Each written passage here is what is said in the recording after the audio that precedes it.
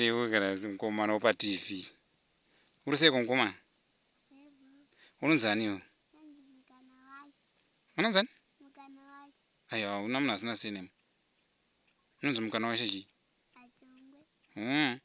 Ko mazuva ano achakuonioni, uri kupi mazuva ano? Padheni pako? Oh, uri kudii mazuva ano? Uchataura, uchandifonera, uchamboti chichi.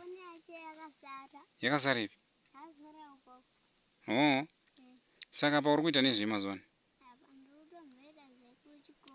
Uri kumborwa chikoro. Saka uri pa Christmas vanhu vanoona zvinyowani here?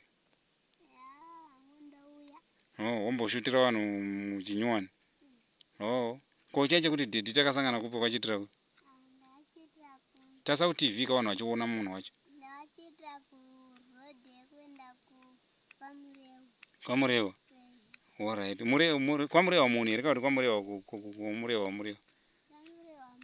Alright, saka watira kukadoma. Bhosha mwari yangu. Kunonzi kuchii kuno? Sanyati kunyima. Uita grade ani? Grade 4? Saka mudhara muri kumberi. Tarisa kunoku ku TV kunoonekwa nevanhu vanenge vachiona mukomana kuti takasangana kupi. Handiti ka? Saka wane makore mangani? 5.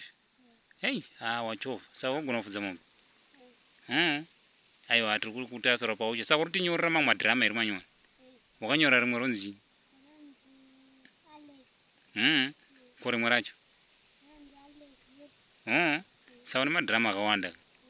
Aiwa, tokuona kana wangobuda. Saka uchatisira pa YouTube?